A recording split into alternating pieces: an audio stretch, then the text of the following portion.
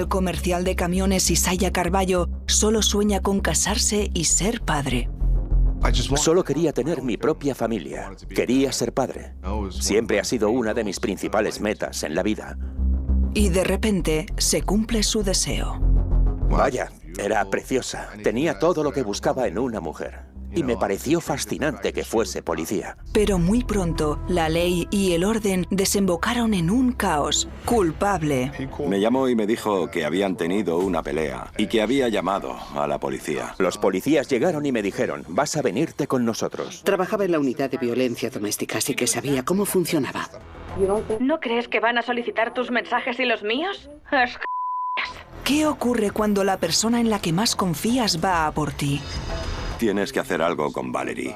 Quiere hacerle daño a Isaiah. Siento decirle que hemos encontrado el cadáver de Isaiah. Tiene que ser una broma.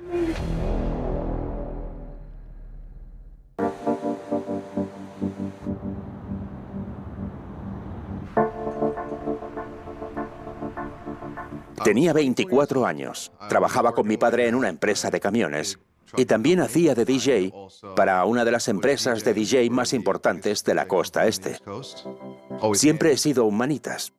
Pintaba casas, lavaba con pistolas a presión. Cualquier tarea que fuese necesaria en la casa la hacía yo. Era un chico resolutivo. Isaiah tenía muchísima energía y quería hacer cosas continuamente. Era un chico normal. Era muy abierto y muy divertido. Muy abierto, adorable. A ver, teníamos las típicas peleas entre hermanos. Yo era la más joven, 4 años más joven. Pero él era un chico muy abierto. Tenía muchos amigos. Quería ser padre. Quería casarme. Buscaba tener todo lo que querría. Un buen nombre en la vida. Cuando era pequeño, mis padres se divorciaron. Fue muy duro durante un tiempo. Mi madre nos tenía a mí y a mi hermana y básicamente nos crió ella sola. Presencié todo el dolor y el sufrimiento por el que pasó y entonces juré que nunca le haría eso a nadie, jamás. Supongo que Isaiah pensaba, a mis padres no les fue bien, así que tengo que asegurarme de que cuando encuentre a alguien, sea para toda la vida. Me prometí que sería la mejor versión posible de mí y que trataría a la persona que tuviese a mi lado como si lo fuera todo para mí. Tuve suerte y mi padrastro Patrick siempre nos trató muy bien a mí y a mi hermana. Siempre nos sentimos como si fuésemos sus propios hijos. Trabajaba en el equipo de detectives de la 106. Un día, Valerie llegó. Ella era oficial de policía en la planta de abajo. Llegó con un parte de denuncia de un delito. Y vio una foto en mi escritorio. Se dio la vuelta y dijo, ¿quién es? Le dije, es mi hijo. Y ella dijo, ¿sí? Tienes que buscarle una novia. Con 26 años, Valerie Cincinelli era madre soltera y estaba labrándose un nombre en la policía de Nueva York. Detuvo a un atracador armado y consiguió el reconocimiento de oficial del mes varias veces. Mi padrastro dijo, oye, me llamó y me dijo, mira, trabajo con una chica que quiere conocerte. Valerie volvió a subir, cogió mi ordenador y entré en la cuenta de Facebook que tenía entonces y le dije, este es su perfil de Facebook. Entonces ella cogió el ordenador delante de mí y le escribió un mensaje.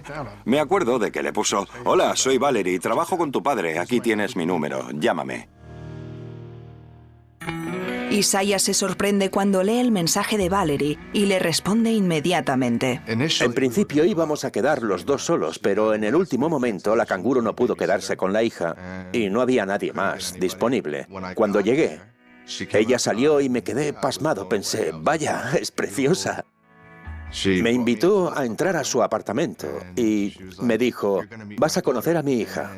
Y recuerdo que vi a Sofía. Y que pensé, vaya, es la niña más adorable que he visto en mi vida. Cogió confianza conmigo muy rápido. Empezamos a jugar con la pelota, a lanzárnosla, a pasárnosla por el suelo. Me perseguía corriendo. Pensé, bueno, puede que esta se convierta en mi familia. Este sería un buen comienzo.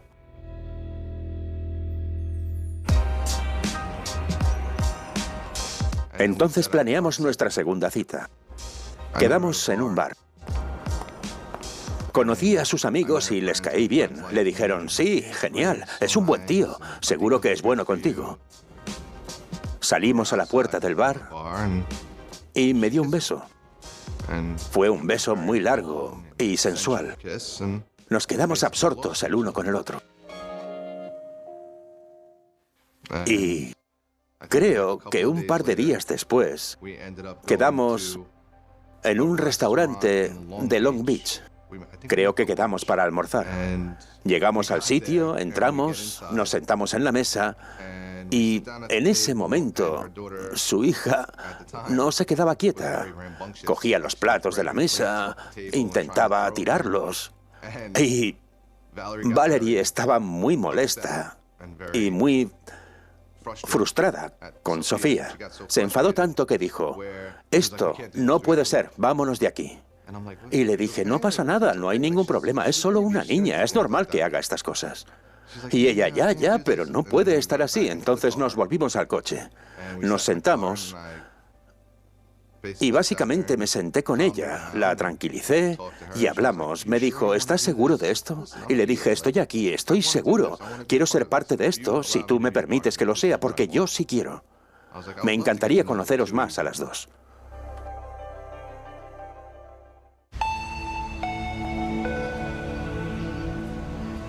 En los meses siguientes, Isaiah y Valerie formalizaron su relación. Fuimos juntos de vacaciones. Llevamos a Sofía a una granja. Todo era muy familiar. Valerie era muy cariñosa. Me llamaba 100 veces al día para decirme te quiero o te echo de menos. Sentía que era el rey del mundo. Después de casi un año de relación, Isaiah decide que ha llegado el momento de presentarle a Valerie a toda su familia. La invité a la cena de Pascua en casa de mi madre. Me dijo, la quiero mucho, mamá, es una mujer maravillosa. La he encontrado y le dije, me alegro, eso es genial, pero no te apresures. Y decía, no, mamá, lo sé, pero te aseguro que es ella. Nada más llegar, se notaba que a Valerie le pasaba algo. Isaiah estaba muy unido a su prima, Cristina. Mi prima se quedaba con nosotros cuando mi madre tenía que trabajar, conmigo y con mi hermana. Estaba muy unido a mi prima. Era como una segunda madre para mí. Cada vez que Isaiah salía con una chica le decía, tienes que conocer a mi prima. Ella es la que te tiene que dar el visto bueno porque es muy complicada de contentar.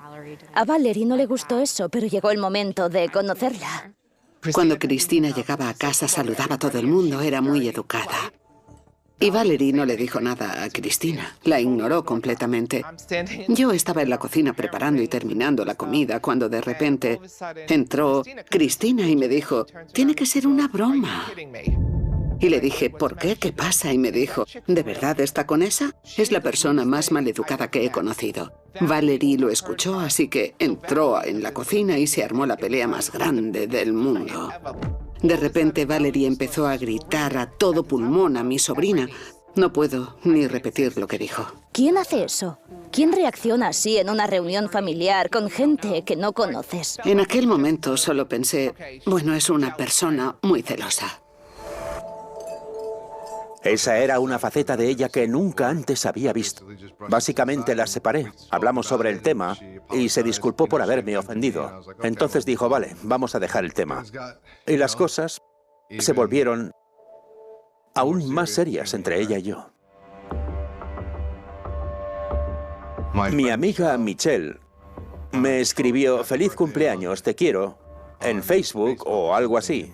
Y Valerie se volvió loca. Pensaba que estaba engañándola. Le dije, no, para nada, es la esposa de mi mejor amigo. Pero ni siquiera quería escucharme, me decía, o ellos o yo. Mi hermano tenía muchos amigos, pero dejó de hablarles a todos cuando empezó a salir con ella.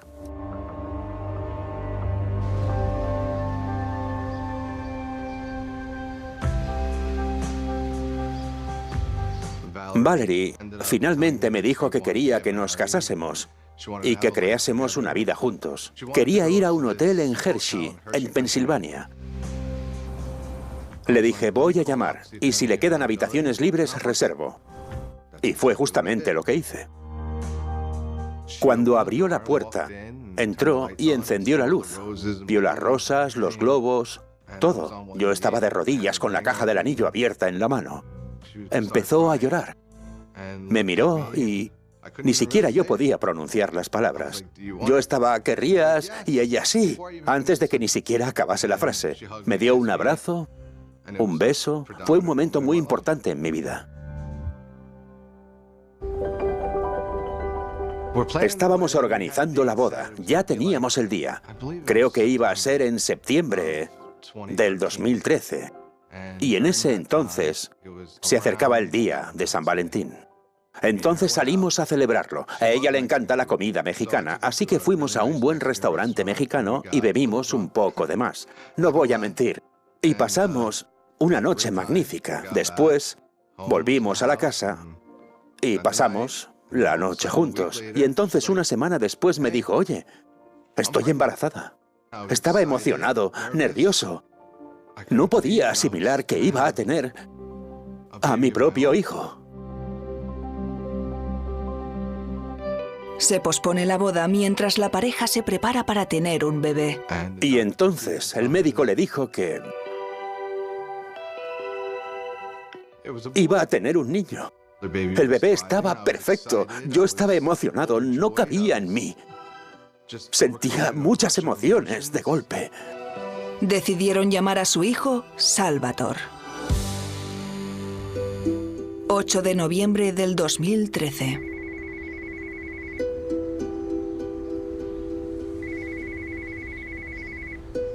Me llamaron por teléfono y me dijeron que estaba a punto de ponerse de parto. Así que fui corriendo al hospital. Allí el médico nos dijo, está bien, el bebé está aquí, ya está llegando. Y le vi la coronilla, le vi la cabecita. Compartí ese momento con mi hijo. Y eso me cambió la vida para siempre. Estaba muy contenta por él. Vi a mi sobrino con mi hermano, su primer hijo. Era muy emocionante. Valerie no quería cogerlo. No quería que fuese nadie, ni hablaba con nadie. Yo pensaba, puede que cambie después de esto, puede que mejore cuando volvamos a casa y todo vuelva a la normalidad, todo será diferente. Pero fue cada vez peor. Íbamos a celebrar el 50 cumpleaños de mi madre y Valerie me dijo directamente, no quiero ir. Decía, tienes un hijo recién nacido, deberías quedarte en casa, pero le decía, es el 50 cumpleaños de mi madre, es un acontecimiento importante. Llegué a casa sobre las 11 o las 11:30 y empezó a gritarme como una loca diciendo, ¿por qué me has dejado aquí sola con nuestro hijo? Y empezamos a pelearnos a gritos. Me agobié mucho, así que me fui y bajé al sótano. Esa fue la primera vez que llamó a la policía. Le dije a mis padres y a mi hermano, cualquier día va a cometer una locura. Y todos me decían, no, seguro que no, si ella es policía, es buena persona. Bueno, se lo advertí. 30 de noviembre del 2013. La oficial Valerie Cicinelli de la Unidad de Violencia Doméstica de la Policía de Nueva York llama a la policía para que vaya a su casa después de una pelea con su prometido, Isaiah. Llegaron a la casa, bajaron al sótano, me miraron y les dije, ¿qué hacéis aquí? Nos han llamado, ¿va todo bien? Les dije, sí, todo está bien, solo hemos tenido una discusión y se ha enfadado conmigo. Y me dijeron, bueno, ¿podrías pasar esta noche en el sofá y esperar a que la situación se relaje? Y les dije, vale, eso es lo que tenía planeado. Se pasó varios días sin hablarme. No quería dirigirme la palabra. Yo me sentía muy mal. Poco a poco, la pareja lo supera y siguen adelante con su plan de casarse en la playa. Fue un día precioso. Me acuerdo de que cuando llegamos, empezamos a echarnos fotos en familia. Isaiah estaba muy emocionado, estaba radiante de felicidad. Como madre, tenía ese presentimiento, algo instintivo que me decía que no iba a salir bien. Uno de sus tíos se me acercó y me dijo, huye. Le dije, ¿por qué dices eso? Y aún así seguí adelante, seguí ahí. Y eso me lo dijo alguien de su familia. Aún así, no le hice caso y lo ignoré completamente. No quería que mi hijo creciese sin sus dos padres juntos. Siempre pensé que podríamos solucionarlo. Nos queremos mucho, así que conseguiremos que esto funcione. La fase de la luna de miel nos duró más o menos una semana y media o 2 semanas. Ni siquiera nos fuimos de viaje de novios. Ella no quería. Conseguimos bastante dinero en la boda. Y se quedó todo el dinero para ella.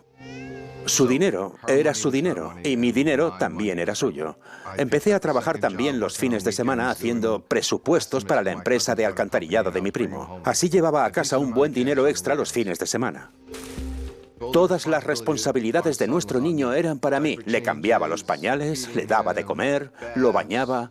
Cualquier cosa la hacía yo. En sus comienzos, Isaiah consigue apaciguar a Valerie, pero después de 3 años de matrimonio, se da cuenta de que algo va muy mal.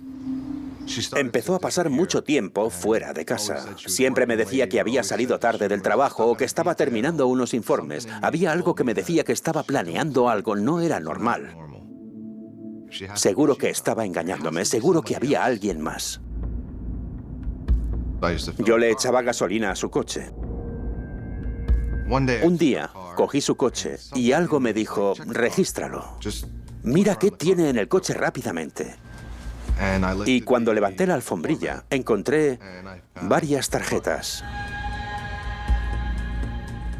Y no tenían ningún nombre escrito, pero sin duda eran cartas de amor. Entonces fui a casa y nos peleamos. Ella se alteró mucho y me dijo, son las cartas de una amiga. Se las dejó en mi coche y las puse ahí para no olvidarme de dónde las había guardado. Sentí que no estaba contándome la verdad. Terapia de parejas. Aceptó ir a terapia de pareja. Cuando empezamos la terapia, hizo parecer que lo que yo hacía no era suficiente y que ella no era culpable de nada. Nunca. Cada vez quería más y más y más. Sus peleas eran muy diferentes a las de las parejas normales. Discutían prácticamente por todo.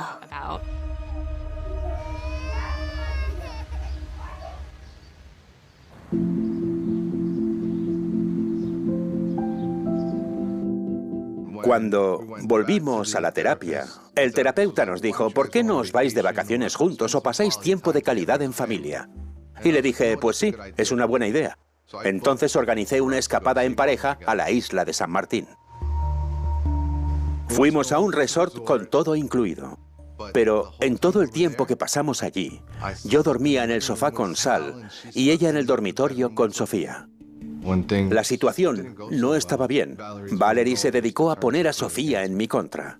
Era su única prioridad. Estábamos en una isla tropical y se suponía que teníamos que aprovechar ese momento para reconectar, pero fue imposible. La pareja vuelve a Long Island y en 2017, cuando la policía de Nueva York organiza su tradicional fiesta de Navidad, Valerie le dice a Isaiah que va a ir sola. Se fue. Y sobre las 10 me mandó un mensaje y me dijo, voy de camino. Llegaron las 10:30, las 11...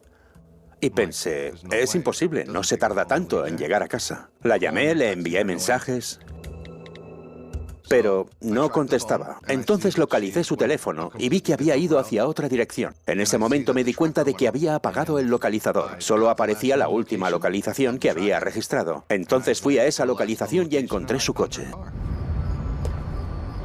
Estaba aparcado detrás de un taller cerrado. Me acerqué, le di una vuelta e intenté ver si ella estaba por allí o si estaba en el coche con otra persona. Al final llegó a casa y me dijo, no, había llevado a una amiga a su casa, estás loco, eres un psicópata. Y le dije, no me mientas, no me has hablado de nadie que viva por aquella zona. Al final subió a la habitación, dio un portazo y se encerró, pero mi ropa del trabajo estaba dentro.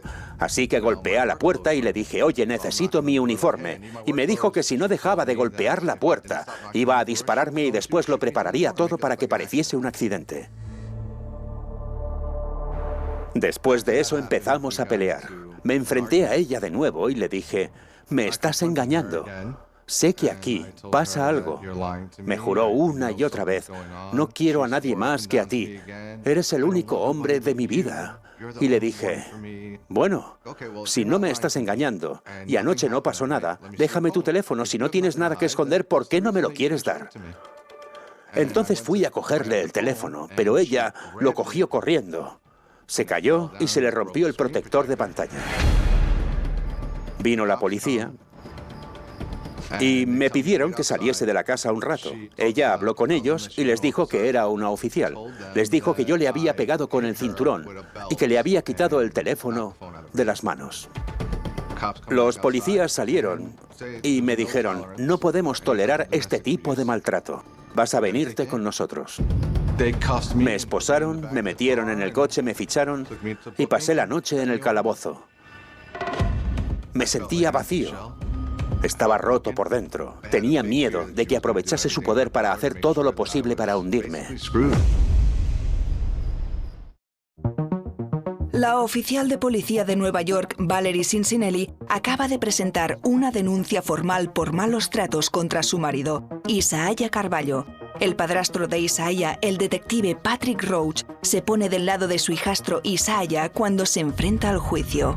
Cuando se defendió su caso, el juez me miró y me dijo, ¿trabajáis en la misma comisaría? Y le dije, sí, ella trabaja en la unidad de violencia doméstica, en la oficina que hay al lado de la mía, y él es mi hijastro. Y mirando me dijo, ¿entonces ella sabe cómo funciona esto? Y le dije, sí. Así que dijo, de acuerdo, y decidió ponerlo en libertad. El juez le concedió una orden de alejamiento temporal por la que no podíamos pelearnos. Yo podía volver a mi casa, pero no tenía permitido provocar ninguna pelea, ni discutir, ni decirle nada ofensivo, ni nada por el estilo.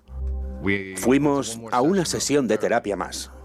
Entonces me derrumbé, empecé a llorar y le dije, estoy intentando hacer todo lo que me pides, he organizado unas vacaciones. Y la terapeuta dijo, no creo que te esté engañando con nadie, solo creo que estáis en una situación de bloqueo y no puedes solucionarlo de ninguna manera. Y yo lloraba mientras ella se reía de que estuviese llorando. Lo único que quería era que siguiésemos juntos. Al siguiente día, Isaiah volvió pronto del trabajo y estaba deseando pasar algo de tiempo con su hijo. Entré en casa y dije, hola Sal, papá ha llegado. Hola cariño, y él normalmente venía corriendo a verme y decía, hola papi, se ponía muy contento, pero nada. Y pregunté, ¿Sofía? Nada. Aparece Valerie y después de una acalorada discusión le dice a Isaiah que Sal está en casa de un amigo y que va a ir a recogerlo. Bueno, te acompaño a recogerlo y después me lo llevo para pasar el día con él. Entró en el coche, la seguí durante un rato y de repente apareció un coche patrulla. Y los policías me dijeron, hemos recibido una queja porque la estabas persiguiendo y se sentía amenazada. Y me arrestaron por segunda vez. Pero esta vez, el juez fue menos compasivo. Finalmente, dictaminó una orden de alejamiento completa. Ni podía entrar a mi casa, ni estar con mi hijo. Y todo lo que tenía o poseía estaba ahí. Isaiah se muda y le pide el divorcio, pero las consecuencias son devastadoras. Ella era la tutora legal, y eso le garantizó la custodia física exclusiva en vez de compartida. No me permitió ver a mi hijo en 4 meses. Tuve que acudir a los tribunales para obtener un régimen de visitas. Cuando por fin contraté a una abogada y le conté lo que sucedía, me dijo que me sería muy difícil volver a tener a Sal. No quería ser padre solo a ratos, fue muy duro para él.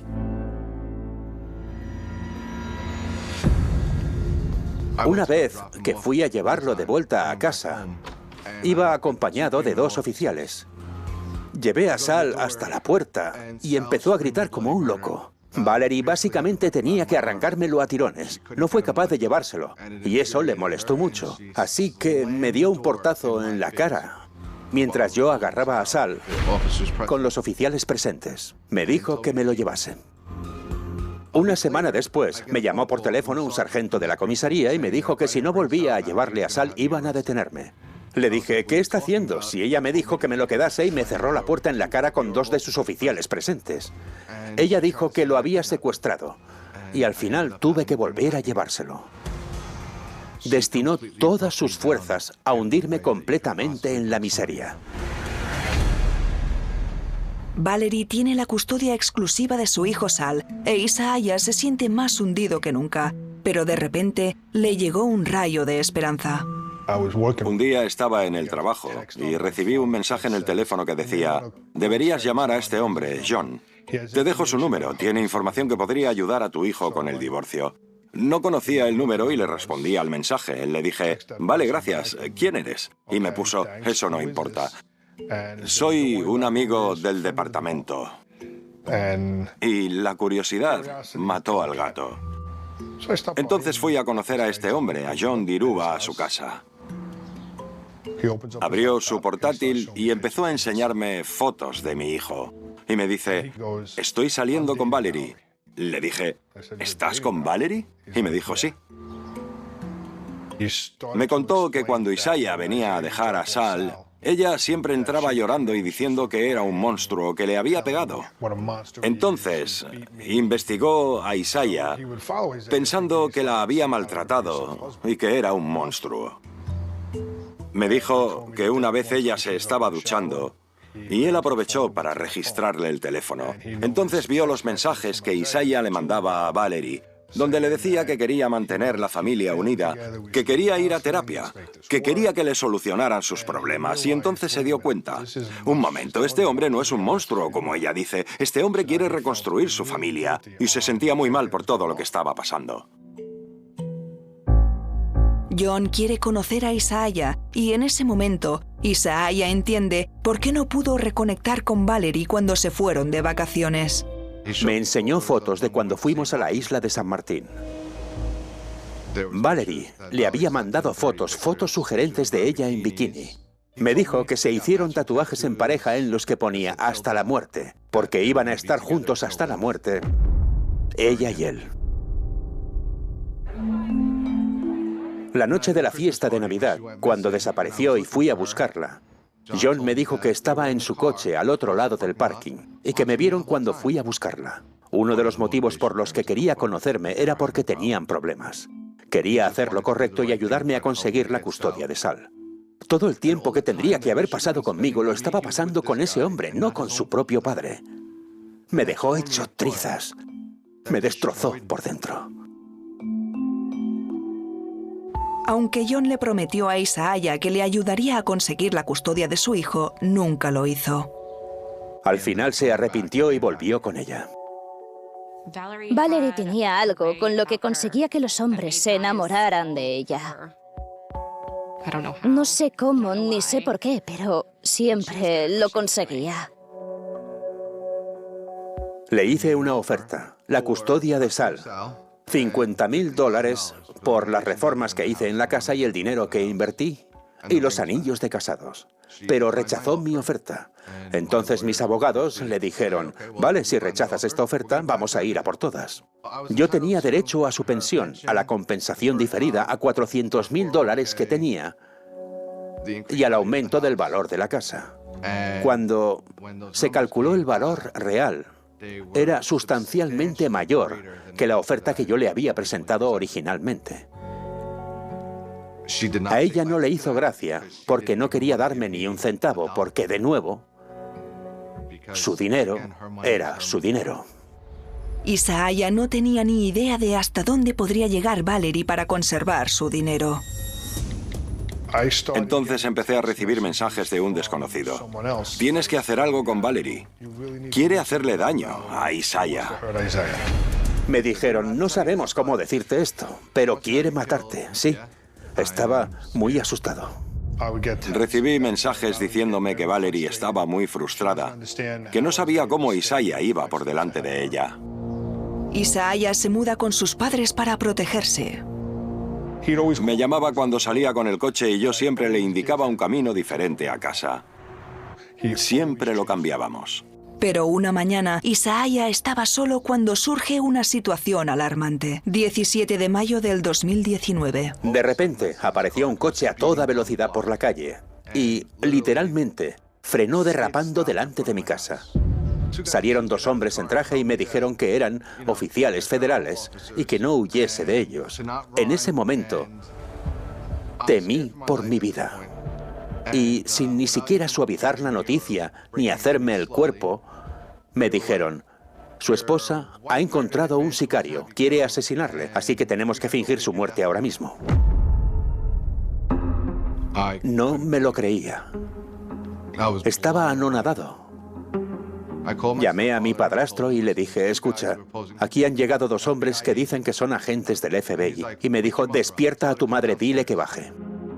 Empecé a llorar pensando, Dios mío, ¿cómo puede ser eso? ¿Un sicario? No podía creerlo, quería matarlo y contrató a alguien para que se encargase de hacerlo. Me quedé en shock. Sabía que esa mujer estaba loca, pero ni en 1.000.000 de años se me habría ocurrido que sería capaz de querer matar a alguien.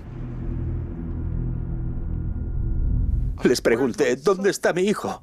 Está en el colegio. Tenemos a un agente allí y después podrá ir a recogerlo. El FBI se enteró de que Valerie quería asesinar a Isaiah gracias a una fuente cercana a Valerie. John Diruba vino al FBI con unas grabaciones de voz de Valerie.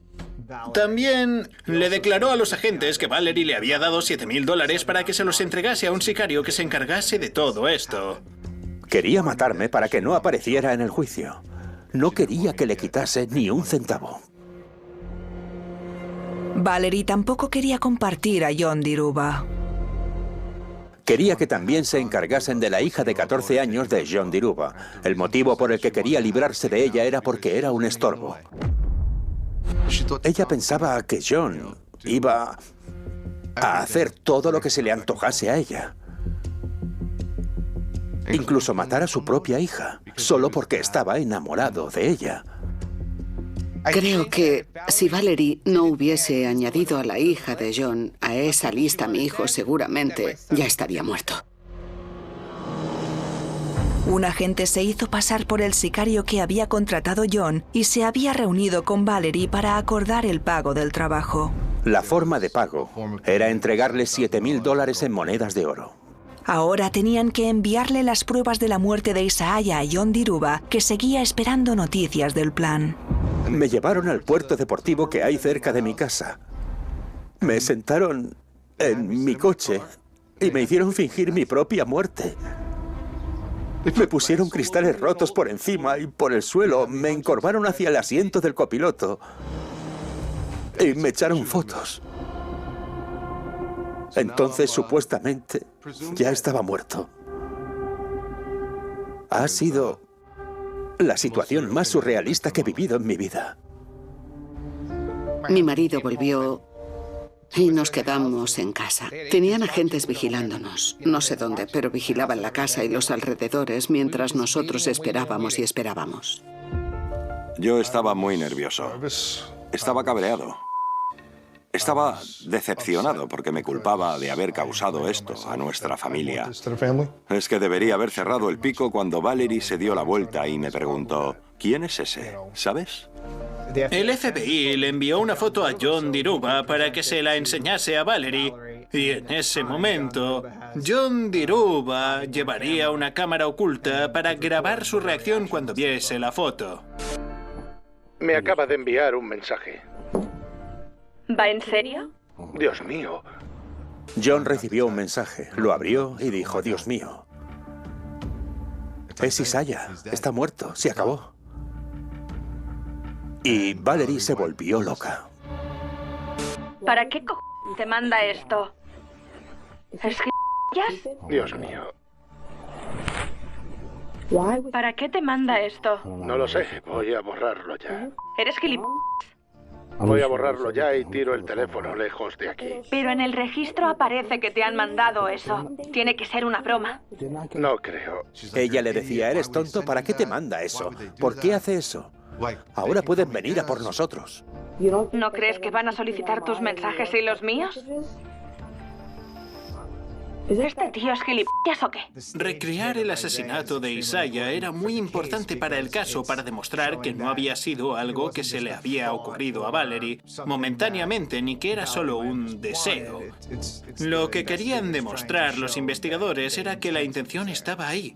Le estaba pidiendo que se deshiciese de una foto del supuesto cadáver de su marido, un comportamiento que no es muy normal para alguien que no está relacionado con el crimen.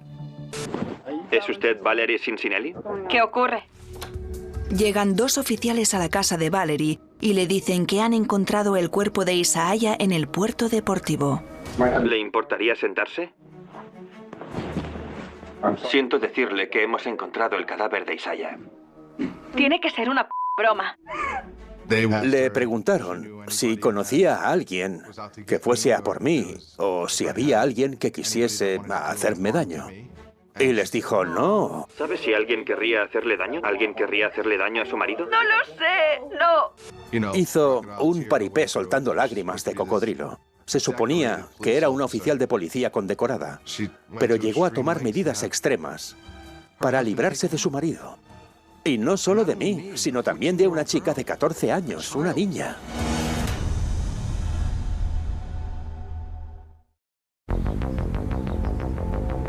El FBI acaba de informarle a Valerie Cincinelli que su marido, Isaiah, ha muerto. 10 minutos más tarde me suena el teléfono. Me había llamado Valerie.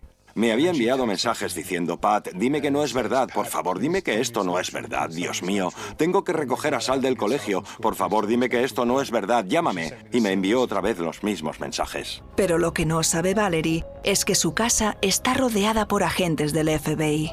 Valerie es un agente en activo de la policía, así que era muy probable que tuviese un arma de fuego en la casa y que tuviese acceso a ella. Así que las fuerzas del orden decidieron acabar con la intervención rápidamente.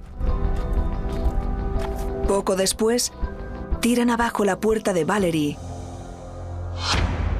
y se la llevan detenida.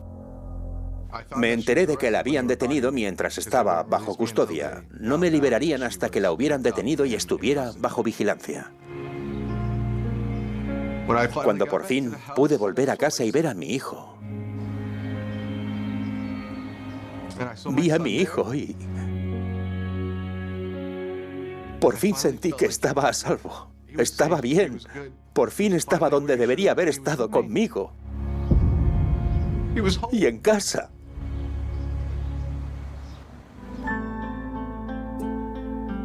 Cada vez que la veía en las noticias o donde fuese, decía, ¿cómo esta persona fue parte de mi familia? ¿Y cómo se puso el apellido de mi hermano, nuestro apellido? ¿Por qué? Era increíble. 4 semanas más tarde, Valerie e Isaiah se enfrentan en los juzgados. Me gritaba, Isaiah, tú me conoces. Yo no sería capaz de hacer eso. Ni siquiera la miré a los ojos ni a ella ni a nadie de su familia. No me importaba. Ni siquiera quería estar en la misma habitación que estaba ella. Valerie le dijo a Isaiah que estaban a punto de llegar a un acuerdo, pero ahora el divorcio se había paralizado. Se suponía que una semana después de que llegase el FBI íbamos a firmar los papeles para por fin divorciarnos. El juez dijo, ¿ahora qué hacemos? No podíamos simplemente darlo por finalizado. Ahora por sus actos, creo que por lo que se llama delito flagrante, por la severidad de lo que me había hecho, me pertenecía aún más. Por lo tanto, querían que esperase a que saliese de la cárcel para terminar con el proceso de divorcio. Ella había planeado perderme de vista, que yo no siguiese con vida, que yo nunca consiguiese nada de ella. Valerie había recibido el reconocimiento al oficial del mes varias veces. Había atrapado a un ladrón armado. Había muchas cosas que seguramente la comunidad le agradecía. Una persona como yo, que lleva 19 años en el cuerpo de la ley, no se explica cómo alguien con una carrera laboral tan buena y con un progreso tan sobresaliente en la policía de Nueva York ha sido capaz de tan siquiera considerar tales acciones. Los cargos eran conspiración para cometer asesinato contra Isaiah, conspiración para cometer asesinato contra la hija de John Diruba, una adolescente, manipulación de pruebas, que solo eso conlleva 20 años, así que serían unos 40.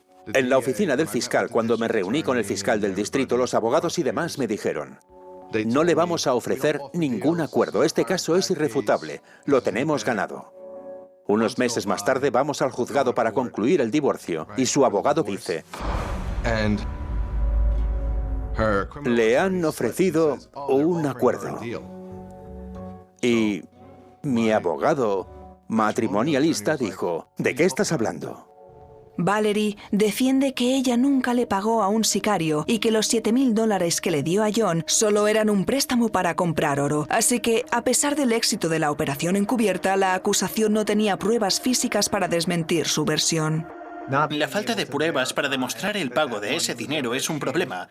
Nos habría venido bien que en los registros bancarios se reflejase que si habían sacado en tal fecha $7.000 para esto, o al menos la mitad. Por miedo a la falta de pruebas para demostrar la conspiración de asesinato, el fiscal decide llegar a un acuerdo.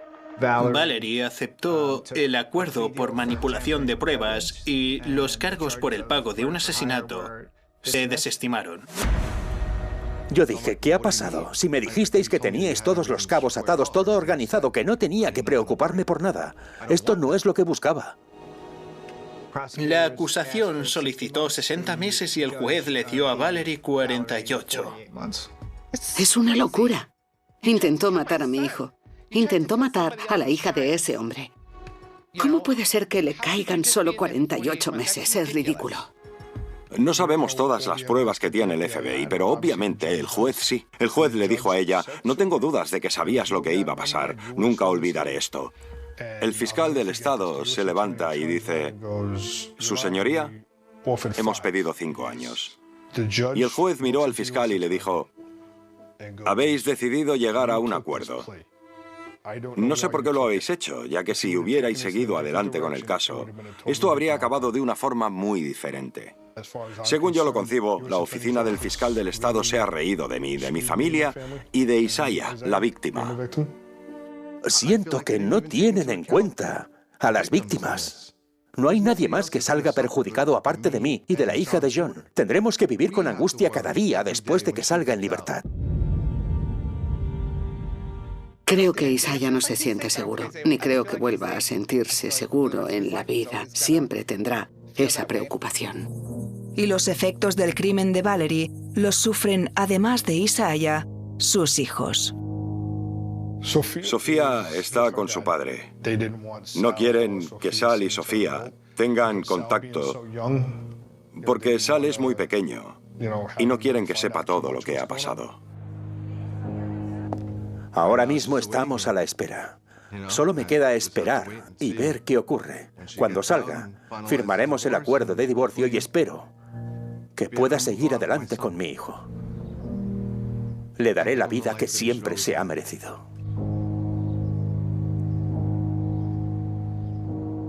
Valerie Cincinnelli cumplió sentencia en una residencia de reinserción social del estado de Nueva York. Fue puesta en libertad en octubre del 2022.